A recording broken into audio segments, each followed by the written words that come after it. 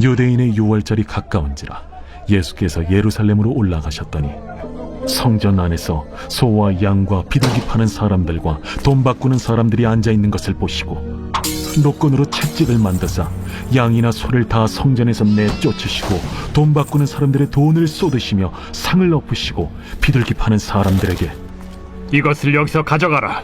내 아버지의 집으로 장사하는 집을 만들지 말라 하시니 제자들이 성경 말씀에 주의 전을 삼원은 열심히 나를 삼키리라 한 것을 기억하더라. 이에 유대인들이 대답하여 예수께 말하기를 내가 이런 일을 행하니 무슨 표적을 우리에게 보이겠느냐? 너희가 이 성전을 헐라. 내가 사흘 동안에 일으키리라. 이 성전은 46년 동안의 지역권을 내가 3일 동안에 일으키겠느냐? 그러나 예수는 성전된 자기 육체를 가리켜 말씀하신 것이라. 죽은 자 가운데서 살아나신 후에야 제자들이 이 말씀하신 것을 기억하고 성경과 예수께서 하신 말씀을 믿었더라.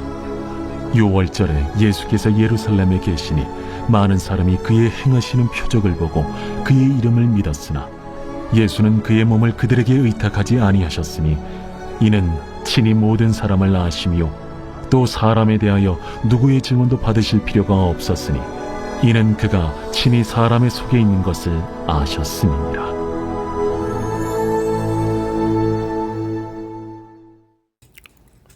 사랑의 하나님 감사합니다.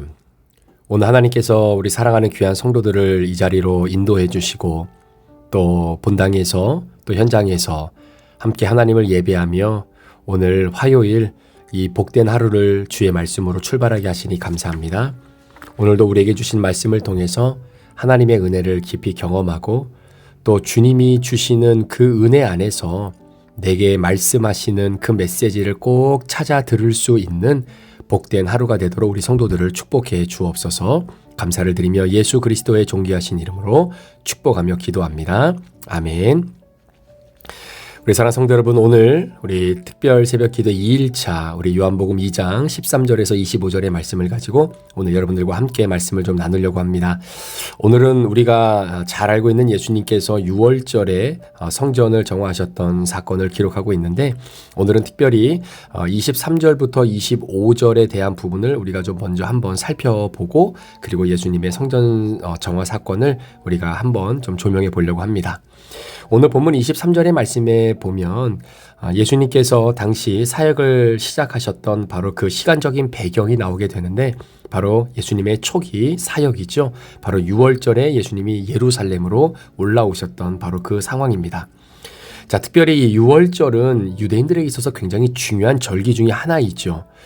그래서 6월절이 되면 약 80에서 100만 명 정도 되는 이 유대인들이 예루살렘에 집결을 하게 됩니다.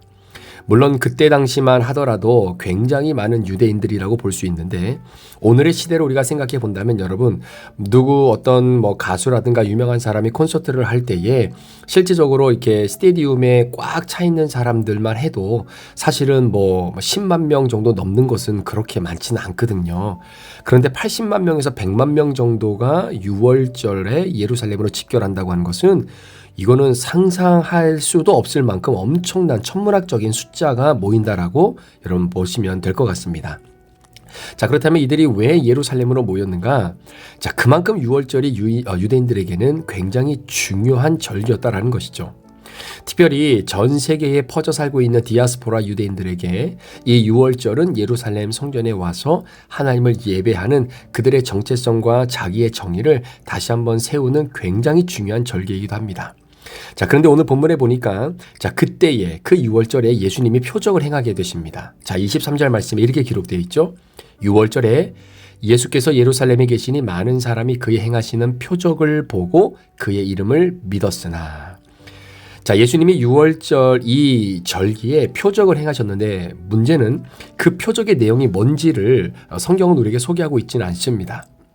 자, 여하튼 6월절에 예루살렘에 계시는 동안에 성경에는 기록되어 있지는 않지만 예수님께서 많은 표적들을 이루어 주셨고 그리고 본문에 보니까 그 표적을 보고 예수를 믿었다라고 하는 그러한 장면이 성경에 기록되어져 있는 것이죠.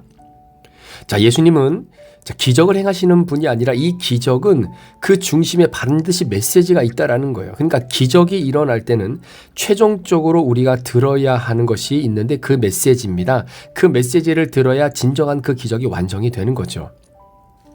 자, 그런데 23절 후반절에 보면 어떤 뉘앙스의 말씀이 있냐면, 자, 6월절에 예수께서 예루살렘에 계시니 많은 사람이 그 행하시는 표적을 보고 그의 이름을 믿었으나 라는 표현이 나옵니다.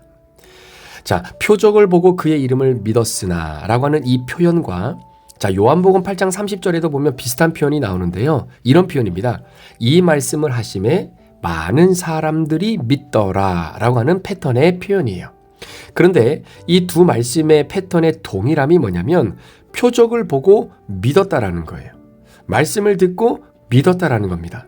자, 그러니까 예수님은 단순히 우리에게 기적만 보여주시는 분이 아니라 기적을 통해서 표적을 보여주시는 분, 바로 그 기적 안에 하나님께서 예수를 통해 우리에게 전해주고자 하시는 그 메시지를 들려주신다라는 이야기죠. 예수님은 표적을 말했습니다. 그래서 그 표적을 보고 많은 사람들이 믿었습니다. 자, 그런데 그 믿음이 구원받는 믿음이냐라는 거예요. 이것이 중요한 겁니다. 제가 목회를 하면서 놓치지 말아야 하는 섬세함이 있다라고 한다면 그것은 성도들이 믿는다라고 할 때 그 믿음이 정말 구원받는 믿음인지 아닌지를 분별할 수 있는 것이 목회자인 제게는 굉장히 섬세한 목회한 부분이죠. 그러니까 믿는다고 말은 하는데 여러분, 많은 성도들이 이것이 믿음인지 아니면 성품인지를 잘 구별하지 못할 때가 있다라는 겁니다. 그러니까 나는 성품이 좋은 건데 그게 믿음이 좋은 줄로 착각할 때가 있다라는 거죠. 자, 요한복음은 표적을 우리에게 말합니다. 그런데 중요한 것은 똑같은 표적을 보고 사람들이 똑같이 믿느냐라고 하는 것을 잘 봐야 된다라는 거예요. 자, 이유는 뭐냐면 자, 오늘 본문 23절부터 흘러가는 문맥을 가만히 들어보면 이 사람들의 믿음에 대한 부정적인 의미의 암시가 나와 있는 것을 보게 되는 겁니다. 자, 정말 표적을 보고 참된 예수님을 믿었느냐? 아니면 예수의 능력을 보고 그 예수님을 신뢰하는 차원에서 믿음을 갖고 있느냐라고 하는 부분이에요.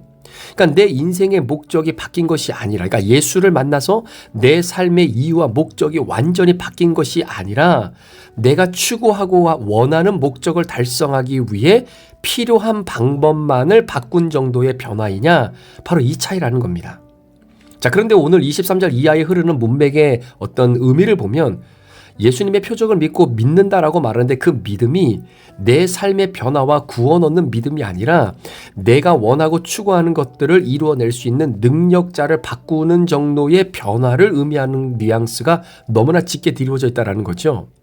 그러니까 예를 들면 여러분, 야구 선수는 홈런을 많이 쳐서 결국 자신의 주가를 올리고 연봉을 많이 받는 것이 어떻게 보면 야구 선수의 가장 중요한 목적일 수도 있을 겁니다. 자, 그러니까 야구 선수는 연봉을 올리려면 홈런을 많이 쳐야 돼요. 주가를 올려야 돼요. 자, 홈런을 많이 치는 데 있어서 내가 이 일을 감당하기 위해 배트는 언제든지 바꿀 수 있다라고 하는 것과 동일한 맥락이라는 겁니다. 내 소원을 성취하기 위해 예전에는 다른 사람을 믿었는데 이제는 그 능력을 행하고 기적을 보여주는 예수를 믿으면 훨씬 더 내 소원과 바람이 현실화될 수 있을 것 같아서 예수를 믿는 그 믿음. 그러니까 예전에는 내 목적과 성취를 이루기 위해서 다른 어떠한 존재를 믿었는데 가만히 보니까 예수님이 행하시는 그 기적과 표적과 능력을 보니 예수님께 갈아타는 것이 훨씬 더 낫겠다 싶은 정도의 갈아타는 믿음. 여러분, 이것이 구원받는 믿음이겠는가라는 거죠. 오늘 본문의 사람들이 예수님을 보고 믿었다는 것은 이 정도의 믿음을 이야기하는 것이다 라고 보면 맞습니다. 그러니까 예수님이 내 인생에 홈런을 때려줄 배트 정도는 된다라고 하는 믿음이죠. 따라서 2장 23절의 믿음을 놓고 여러분들의 믿음을 한번 점검해 보자는 거예요. 저의 믿음을 한번 점검해 보자는 거죠. 우리의 믿음은 어떤 믿음일까? 여러분은 이 믿음을 어떻게 분별하시겠는가라는 겁니다. 자, 오늘 본문에 나오는 이 사람들의 믿음이 구원받지 못한 믿음이라는 것이 증거되어지는 내용들이 이제 성경에 조금 나와 있는데, 예를 들어 24절의 말씀해 보니까 사람들은 예수님을 믿는다고 했는데요. 그 믿는 사람들에게 하나님은 자신의 몸을 의탁하지 않았다라고 성경은 기록합니다. 자, 자신의 몸을 의탁하지 않았다라고 하는 이 표현을 영어 성경으로 번역해서 보면 그 의미가 훨씬 더 뚜렷한데요. 자, 예수님께서 자신의 몸을 의탁하지 않았다라고 하는 이 영어 성경의 의미는 예수님께서 그러니까 이 사람들의 진정성을 아예 받아들이지 않았다라고 하는 뜻으로 표현되어 있습니다. 자, 그런데 예수님이 이러한 사람들을 신뢰하지 않는 이유가 뭐냐? 자, 24절 마지막 부분에 보니까 이런 표현이 나와요. 이는 친히 모든 사람을 아심이요. 그러니까 예수님께서 이 모든 사람들의 마음을 아셨다라고 기록하고 있는 겁니다. 자, 인간의 체질을 우리 예수님이 알고 있었다라고 이야기해요. 자, 이 사람들이 예수님을 바라보면서 사랑한다고 믿는다고 말해도 이들 속의 마음의 진심이 무엇인지 우리 예수님은 꿰뚫어 보고 계셨다라는 겁니다. 그래서 그런 의도를 갖고 있는 이 사람들에게 예수님께서는 자신의 몸을 의탁하지 않으셨다라는 거죠. 자, 예수님은 속지 않고 그 속에 뭐가 들어있는지를 명확히 아신다라는 거예요. 우리는 때로는 내가 나한테 속을 때가 있는데 예수님은 절대로 나에게 속지 않는다라는 겁니다. 자, 그렇다면 예수님이 우리 속을 정확히 아시는 이유가 뭘까라는 거예요. 어떻게 예수님이 우리의 속마음과 우리의 생각 하나하나 이 모든 것을 어떻게 다 아실 수 있겠는가? 자, 이유가 뭐냐면 그분이 하나님이시기 때문입니다. 하나님의 전능하심 속에는요, 그분의 전지하심이 포함되어 있어요. 그러니까 다 알아요. 다 알아야 하나님이신 겁니다.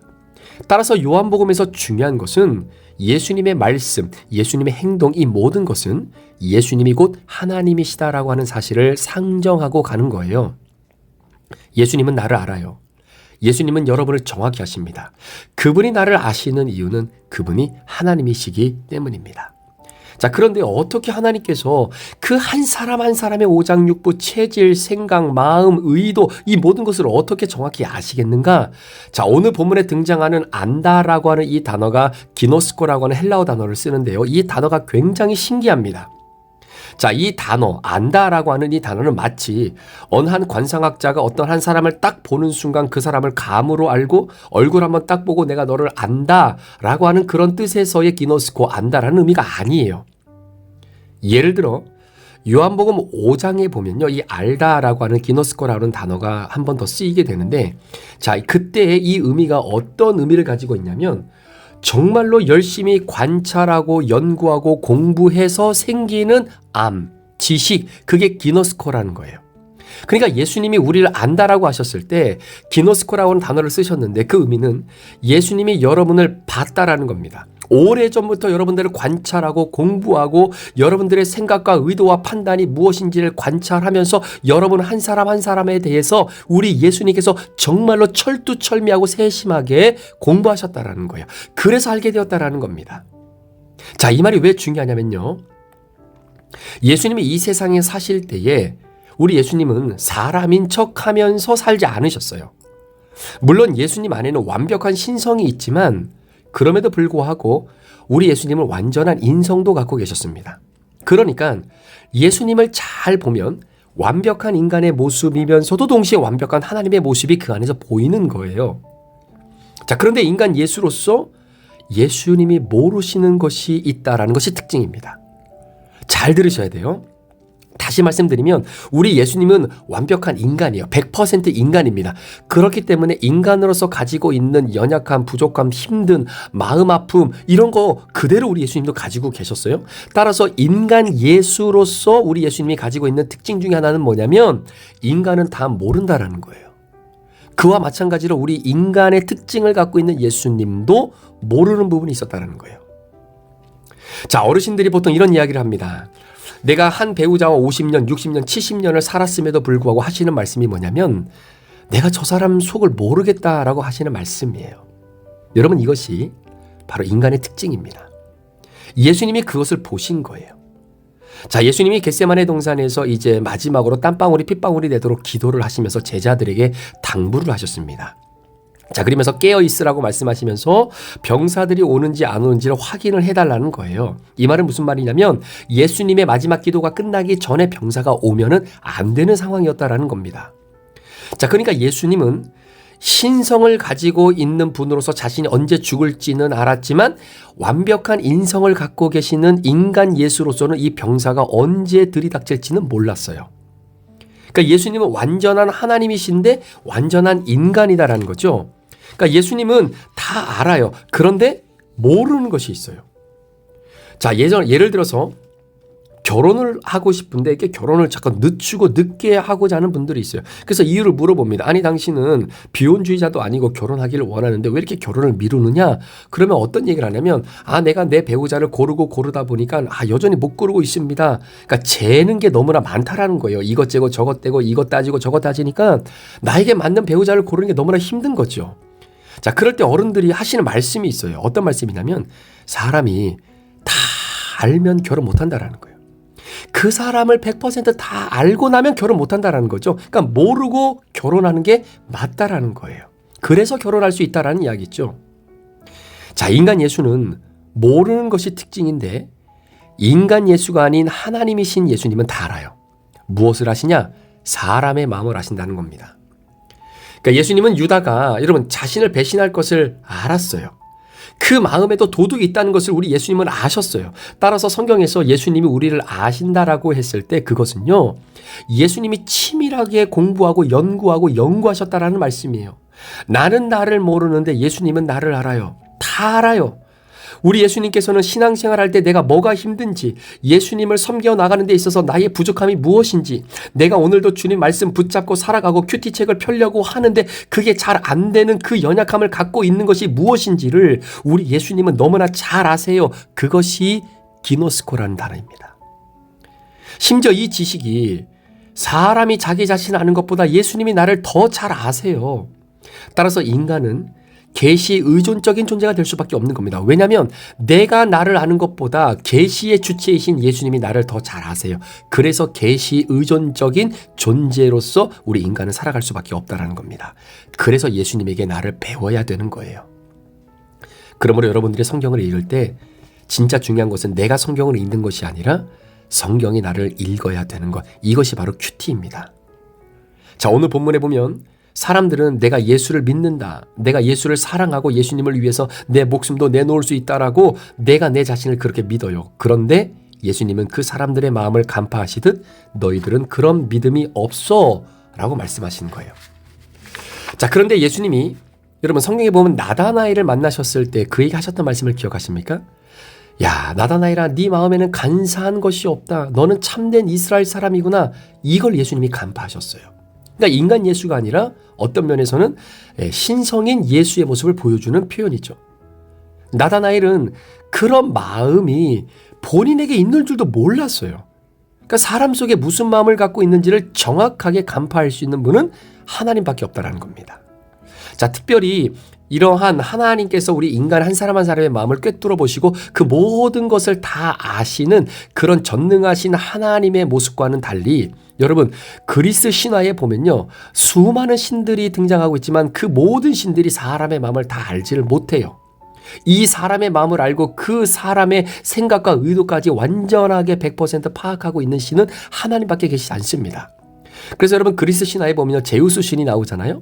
그런데 제우스 신이 사람들이 이 제우스 신을 어떻게 보면 반역을 꿈꾸고 역모를 꾸미고 있었는데 그거를 제우스라고 하는 신이 몰라요. 신인데도. 그러니까 나중에 알고 나서 이제는 자신을 향해 반역을 꿈꾸고 역모를 꿈꿨던 사람들에게 보복을 하게 되기는 하죠. 그러니까 이미 사람들의 마음, 이런 모든 것들의 마음을 알고 꿰뚫고 있는 신은 없다라는 거예요. 그런데 하나님은 다 아세요. 아무리 겹겹이 방어망을 쳐서 내 마음을 감추려고 해도 하나님은 사람의 마음, 내 마음을 아십니다. 여러분 베드로가 예수님 앞에서 뭐라고 말하던가요? 주님, 저는 절대로 주님을 버리지 않겠습니다. 주님, 다른 사람은 주님을 버려도 나는 주님을 끝까지 지키겠습니다. 주님, 저를 그렇게 오해하지 마십시오. 저는 정말 주님을 옆에서 어떤 상황에서도 지키겠습니다. 라고 본인 스스로가 그런 마음을 갖고 있다고 고백했잖아요. 그때 예수님이 하시는 말씀이 사탄아 물러가라는 거예요. 베드로는 베드로 자신을 오해하고 있지만 주님은 베드로를 오해하지 않으세요. 왜? 베드로는 그 마음을 지킬 사람이 아닌 걸 알고 있었기 때문이에요.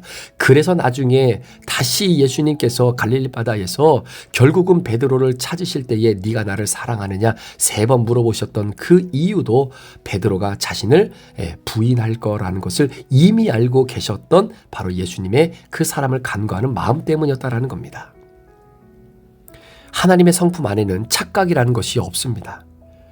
내가 오늘도 하나님의 징계를 받는다면 때로는 우리는 억울할 필요가 있어요. 그래서 왜 하나님 나에게 이러한 징계, 이러한 상황, 이러한 어려움, 이러한 인생의 고통을 주십니까? 라고 우리는 하나님 앞에 넋두리를 놓을 수 있기는 하지요. 왜 그런지 아십니까? 이유는 내가 왜 징계를 받아야 하는지 나는 모르지만 내가 징계와 연단을 받아야 하는 이유를 하나님은 다 알고 계세요. 그렇기 때문에 내가 연단을 받고 징계를 받아도 우리는 억울할 필요가 없다라는 겁니다. 따라서 어떤 사건도 어떤 기적에도 여러분 그것이 기적으로만 멈추면 구원받는 믿음으로 연결될 수 없다는 거예요. 자, 그렇다면 기적이 구원으로 연결될 수 있는 유일한 장치는 기적 안에서 어제도 말씀드렸지만 표적을 발견해야 되는 겁니다. 하나님이 내게 주시는 메시지를 발견해야 되는 겁니다. 사건을 보는 것으로 끝나는 것이 아니라 그 사건 안에, 그 상황 안에 담겨져 있는 주님의 말씀, 나를 향해 남겨놓으신 메시지를 들을 수 있고 바라볼 수 있어야 되는 거예요. 그래야 그 기적이 표적이 될 수 있는 것입니다. 제가 목회하면서 이해가 되지 않는 몇몇 성도님들이 계시는데요. 그 중에 이런 분이 계셨어요. 자, 이민 초창기에 정말 힘들게 이민 오셔서 투잡 들이고 쓰리잡 뛰면서 열심히 돈을 벌었습니다. 그래서 돈을 많이 벌었어요. 그래서 큰 집을 소유합니다. 근데 이제 나이가 들어서 이제는 집을 다운사이즈를 해야 돼요. 그래서 정말로 대궐 같은 그 집을 잘 가꿔서 내놨는데 문제는 집이 안 팔리는 겁니다. 그래서 저에게 기도 제목을 요청하는 거예요. 자, 그러면서 어떤 말씀 하시냐면, 목사님, 제가 이 집이 팔리면 11조도 하고 감사헌금도 하겠습니다라고, 아니 제가 그렇게 하라고 말도 안 했는데 와서 본인이 그런 약속을 하는 거예요. 그래서 집이 팔리도록 기도를 부탁하는 겁니다. 그래서 열심히 기도해 드렸어요. 그런데 하나님의 시간대에 집이 팔렸어요. 그런데 11조도 감사헌금 한 흔적도 없어요. 아니, 교회가 돈이 필요해서 드리는 말씀이 아니라 이게 사람이라는 거예요. 아니, 본인이 집 팔리면 11조도 하고 감사헌금도 하고 어려운 이웃도 도울 그런 사람이다라고 생각하면서 본인은 그렇게 착한 사람이라고 생각을 하고 판단했겠죠. 그런데 막상 그러한 상황이 펼쳐지게 되니까 언제 내가 그랬니라는 듯이 여러분, 집이 팔린 그 금액의 10의 1조를 띄는 게 쉽지가 않거든요. 그런 분들은 거의 대부분 신앙생활에 11조 생활을 제대로 하지 못하는 분들이 많은 경우가 많습니다. 여러분, 이건 수치상으로 나오는 건데요. 만약에 돈벼락 맞잖아요. 만약에 복권에 당첨이 되잖아요. 제일 먼저 치솟는 비율이 뭐냐면 이혼율입니다. 돈벼락 맞잖아요. 차를 먼저 바꾸고 집을 먼저 바꾸는 것이 아니라 사람들의 배우자를 먼저 바꿔요. 내가 그런 사람인 줄 몰랐어요. 돈이 주어지기 전까지는 내가 진짜 그런 사람인지는 몰랐어요. 그런데 내가 진짜 돈벼락을 맞아 보니까 내가 어떤 사람인지 그때서야 비로소 안다라는 거예요. 얼마 전에 파워볼의 그 상금이 어마어마했다라고 하더라고요. 저는 아직도 복권을 사본 적이 한 번도 없는데 어느 성도님이 그런 말씀을 하시더라고요. 자신이 복권 하나를 샀는데 복권이 당첨이 안 됐다라는 거예요. 원래는 파워볼에 당첨이 되면 교회 건물 하나를 지으려고 맘먹고 이 복권을 샀다는 거예요. 그래서 제가 그랬어요. 성도님, 파워볼 당첨되면 그래서 그 돈으로 교회 건물을 만약에 짓거나 사잖아요. 그 교회 죽습니다. 그리고 성도님도 망해요. 교회는 그렇게 해서 지어지는 것이 아닙니다. 만약에 파워볼은 아니지만 어느 정도의 금액의 당첨이 복권이 됐다라고 가정을 해볼게요. 그러면 100% 이럽니다.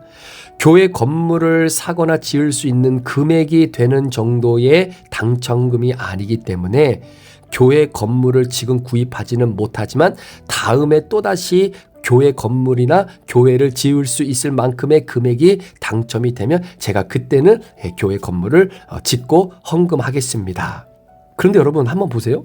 원래 그런 마음을 가지고 복권을 사서 당첨이 됐는데 조금 액수가 모자라더라도 당첨됐으니까 그거 헌금해야 되는 거 아닙니까? 그래야 모자란 부분을 다시 당첨되게 하셔서 채우실 수 있게 하시는 하나님의 능력을 바랄 수 있는 거 아니에요? 그런데 절대로 그렇게 하지 않습니다. 그분이 못되고 못나서 그런 것이 아니라 그게 사람이에요. 그게 우리의 모습이라는 겁니다. 여러분, 제가 공부를 진짜 열심히 했던 사람입니다. 중학교, 고등학교 때는요, 진짜 미친 듯이 공부를 했어요. 하루에 잠도 몇 시간 앉아가면서 정말 노력 많이 했거든요.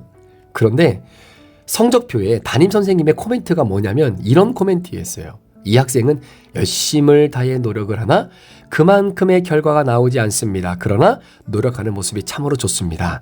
뭐 이런 내용이에요. 그러니까 공부를 열심히 하는데 성적이 안 나오니까 혼내지는 못하지만 코멘트를 써줘야 되는데 뭐라고 쓸 말은 없으니까 그냥 노력하는 모습이 참으로 좋은 학생입니다. 이렇게 쓴 거예요. 제가 인생을 살아오면서 제일 하나님께 억울했던 부분이 바로 이 부분입니다. 노력한 만큼 결과가 나오지 않으니까 너무나 마음이 힘든 거예요.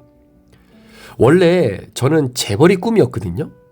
아버지가 목회할 때 늘 가난을 경험하면서 살았던 제 자신의 마음이 있었기 때문에 나는 좀 제대로 한번 살아보고자 하는 마음이 있었습니다. 그래서 재벌이 제 꿈이었어요. 그런데 제가 목사가 될 것을 나도 모르고 있는 가운데 하나님이 아셨잖아요. 제가 주일날 설교 때도 말씀드렸지만, 우리 특별 새벽 기도 때도, 특별 저녁 기도 때도 말씀드렸지만, 저희 어머님이 저를 뱃속에 품고 있을 때부터 이미 저를 하나님께 드리겠다, 주의 종이 되겠다라고 그렇게 결단을 하고 그렇게 태어난 사람이기 때문에 뭐 저야 이 길로 와야 되겠다고 생각을 했지만, 그건 저는 모르고 있었거든요. 그래서 저는 목사가 되는 게 아니라 재벌이 되는 게 꿈이었어요. 그래서 제가 만약에 공부한 대로 결과가 만약에 나왔다면 100% 저는 신학을 하지 않았을 겁니다. 대학 수학 능력 평가도 이상하게 꼭 신학교 갈 만큼의 점수만 주신 거예요. 그래서 결국은 제가 신학교에 들어와서 목사가 되기 위해 훈련을 받게 되었습니다. 그런데 참 신기한 것은요. 그때부터 대박이 터지기 시작하는 거예요. 그때부터 공부한 대로 점수가 나오고 노력한 대로 결과가 나오는데 정말 죄송하지만 공부가 너무나 재밌는 거예요. 여러분 이래봬도 제가 대학교 4학년, 대학원 3년, 총 7년을 한 학기도 빠짐없이 장학금을 받고 학교를 다닌 사람입니다. 제가 교만해서 드리는 말씀이 아니라 제가 시간이 지나고 나서 생각해 보니까 하나님이 나를 너무나 잘 아시는, 그래서 하나님께서 저를 그렇게 여기까지 이끌어 오신 거예요. 만약에 중학교, 고등학교 때 대박 났으면요, 저 목회의 길 걷지 않을 가능성이 훨씬 큽니다. 그런 저를 하나님이 너무나 꿰뚫어 보시고 너무나 잘 아시고 연구하시고 그리고 나를 너무나 잘 아셨기 때문에 예수님이 결국은 저를 이렇게 이끌어 오신 거예요. 그러니까 예수님이 100% 오르시고 나는 100% 죄인임을 인정하지 않으면, 그것을 믿지 않으면 구원받는 믿음으로 절대로 옮겨질 수 없다라는 사실입니다. 여러분, 기적이 표적이 되지 않는 이상 기적을 100만 번 경험해도 우리는 절대로 안 바뀐다라는 거예요. 여러분, 출애굽기의 말씀에 나오는 바로 왕을 보십시오. 10가지 재앙을 가장 가까이서 본 사람 아닙니까? 모세가 지팡이 한번 휘두르면 어떤 기적이 일어나는지를 몸소 경험했던 사람입니다. 그런데 기적을 그렇게 보고도 표적을 못 보니까 안 변하는 거예요. 사랑하는 여러분, 내가 뭔가를 체험한 적이 있으니 당연히 내가 구원받은 믿음을 소유했다고 생각하시면 안 됩니다. 우리가 찬양할 때 너무나 좋아요. 얼마나 찬양이 좋습니까? 악기도 있고 찬양팀도 보강되고 너무나 좋아요. 찬양하는 것 자체가 기쁨이고 행복이에요. 그런데 그 기쁨이 구원받는 믿음이냐라는 거예요. 체험이 중요하지만 체험 그 자체가 믿음으로 연결되는 것은 아닙니다. 어떤 사건을 경험하든지 거기서 반드시 표적이 나타나야 된다라는 말이에요. 내게 말씀하시는 메시지가 들리고 보여야 된다라는 것입니다. 여러분, 리고렌 목사님이요, 목적이 이끄는 삶을 쓰셨잖아요. 진짜 이 책이 잘 팔릴 때는요, 하루에 100만 권이 팔렸어요. 하루에 100만 권. 여러분, 하루에 100만 권이 책을 팔리면요, 전용기 타고 다닐 정도로 여러분 돈벼락 위에 앉는 겁니다. 그런데 하루는 목사님이 곰곰이 생각해 보시는 거예요. 하나님, 왜 저에게 이렇게 많은 돈을 주십니까? 저는 목사인데 왜 이렇게 감당할 수 없을 만큼의 물질의 축복을 부어주십니까를 묻는 것이 표적을 구하는 신앙인 것입니다. 사랑하는 성도 여러분, 오늘 우리 예수님은 100% 신성을 가지고 계시는 하나님이세요. 그분이 저와 여러분을 100% 아십니다. 우리는 주님 앞에 숨길 수 있는 것이 아무것도 없어요. 내가 나를 아는 것보다 우리 주님이 나를 더 잘 아시고 계시기 때문입니다. 그 주님 앞에 내 마음을 다 내어놓고 그 주님 앞에 내 마음을 정말로 숨기는 것이 아니라 다 그대로 드러놓으면서 주님께서 나를 이끄신 대로 순종하며 주님만이 100% 오르심을 인정하는 그런 하루가 되었으면 좋겠습니다. 그럴 때 주님이 우리에게 보여주시는 모든 사건과 상황 속에 나를 위해서 주시는 예수님의 놀라운 메시지가 담겨져 있습니다. 소망하며 기도하기는 오늘 여러분들에게 임하는 모든 사건, 그 기적, 왜 하나님이 오늘 나에게 이렇게 축복해 주실까? 오늘 하나님 왜 나에게 이런 연단의 과정을 걷게 하실까? 왜 하나님 오늘 나에게 이렇게 힘든 상황 속에 눈물 흘리게 만드실까? 왜 이렇게 하시는 하나님의 의도가 무엇이고 이 사건과 이 기적을 통해서 도대체 하나님은 내게 무슨 말씀하시기를 원하시는지, 오늘 우리 가정에, 내 아내와 남편에게, 우리 자녀들에게 왜 우리 주님이 이러한 상황을 나에게 허락해 주시는 걸까? 여러분, 소망하며 기도하기는 그 현상으로 바라보며 기적으로 인생을 마무리하는 것이 아니라 그 기적 안에 담겨져 있는 예수님의 메시지를 들을 수 있는 그런 귀와 은혜가 열려지는 저와 여러분이 되시기를 우리 구주 예수 그리스도 이름으로 축원합니다. 기도하시겠습니다. 하나님 아버지, 감사합니다. 오늘도 주님이 주시는 이 아름다운 하루, 우리의 삶에 연관되어지는 모든 일들 가운데에 주님의 메시지를 듣기를 원합니다. 주님, 말씀하여 주옵소서. 남편을 통해, 아내를 통해, 교회를 통해, 오늘 본문 말씀을 통해, 내게 주어진 상황과 여건을 통해 오늘도 주님이 말씀하시는 말씀, 어떤 메시지가 담겨져 있는지 꼭 그 메시지를 찾아 들을 수 있는 영적인 믿음을 주시고, 그 메시지를 통해 구원받는 믿음을 다시 한번 점검하는 주의 백성들 되게 하여 주옵소서. 감사를 드리며 예수 그리스도의 존귀하신 이름으로 축복하며 기도합니다. 아멘.